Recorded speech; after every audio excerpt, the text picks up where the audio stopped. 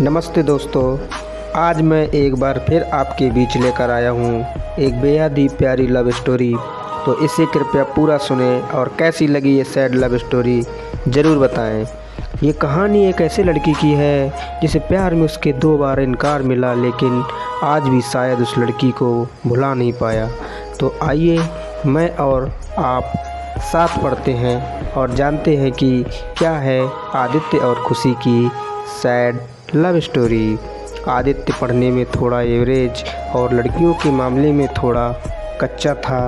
उसकी मुलाकात गेरा स्टैंडर्ड में खुशी से हुई।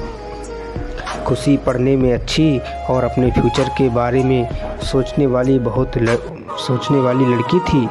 धीरे धीरे गेरा ख़त्म होते होते हुए अच्छे दोस्त बन गए और 12 में आदित्य ने खुशी से अपने प्यार का इजहार कर दिया, लेकिन खुशी ने इनकार करते हुए बड़े प्यार से उसे समझाया कि इससे हम दोनों की ज़िंदगी ख़राब हो जाएगी, क्योंकि हम ना ही क्लास में पढ़ाई कर पाएंगे और ना ही घर पर पढ़ाई कर पाएंगे।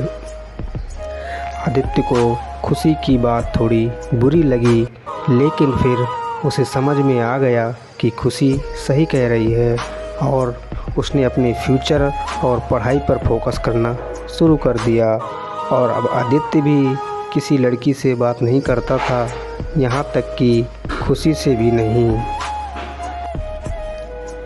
क्योंकि उसे लगता था कि जब भी खुशी से बात करता है तब उसे अच्छा नहीं लगता, क्योंकि कुछ दिन पहले तक खुशी उसकी क्रश थी और आज वो उसे रिजेक्ट कर चुकी थी। और आदित्य इन सब बातों को नज़रअंदाज करते हुए अपने इंटरमीडिएट की परीक्षा में मेहनत करके पूरे स्कूल में फर्स्ट आ गया। बाद में आदित्य दिल्ली के एक कॉलेज में बीटेक करने लगा और वहाँ भी वो किसी लड़की से बात नहीं करता था, क्योंकि खुशी ने उससे जो भी बातें कही थी कहीं ना कहीं उसके दिल में बैठ गई थी। और जब भी उससे कोई लड़की बात करने आती तो वो मुंह मोड़ लेता। वो धीरे धीरे अपनी पढ़ाई में और भी अच्छा होता गया और आखिरी में आते आते वो अपने कॉलेज में भी टॉप 10 की लिस्ट में आ गया और उसे कॉलेज से प्लेसमेंट भी मिल गई और वो जॉब करने फिर से मुंबई चला गया। मुंबई एक बहुत ही बड़ा शहर है, जहाँ एक मोहल्ले के लोग दूसरे मोहल्ले को नहीं जानते।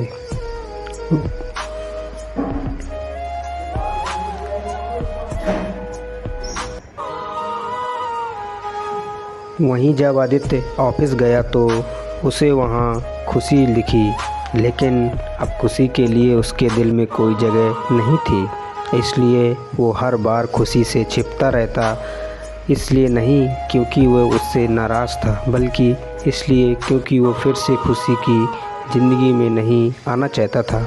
लेकिन वो कहते हैं ना कि भगवान की मर्ज़ी के आगे किसी की नहीं चलती।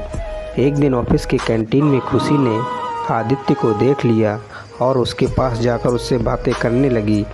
आदित्य के पास भी खुशी से बात करने के अलावा और कोई विकल्प नहीं था।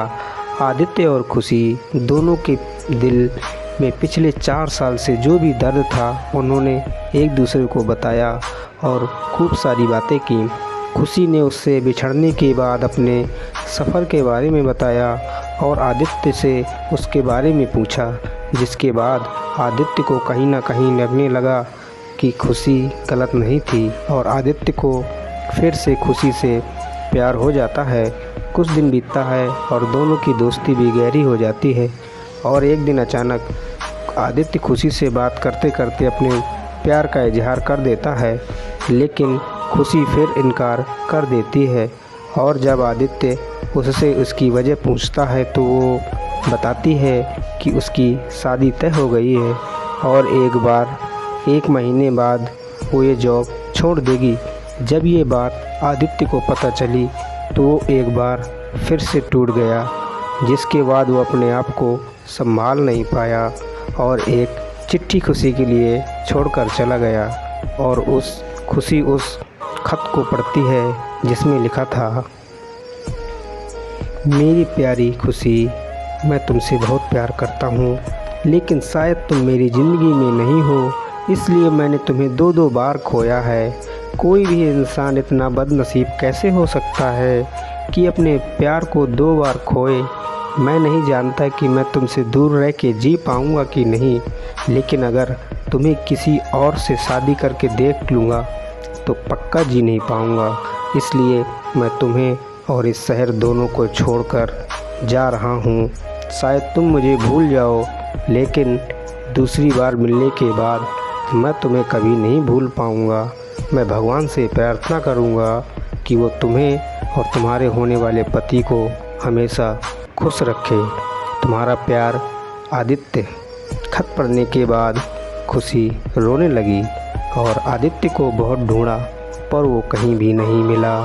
और बाद में खुशी ने अपने परिवार की खुशी के लिए अभिषेक से शादी कर ली। लेकिन खुशी को आज भी ये बात हमेशा सताती रहती है कि आदित्य कहाँ होगा, किस हाल में होगा।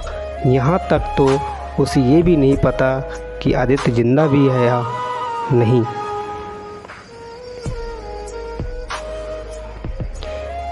एक तरफ खुशी अंदर ही अंदर घुटती रहती है, लेकिन दूसरी तरफ वो एक परफेक्ट बहू, परफेक्ट पत्नी और परफेक्ट माँ भी है, जिसे उसके परिवार वाले हमेशा प्यार करते हैं और हमेशा प्यार करते रहेंगे।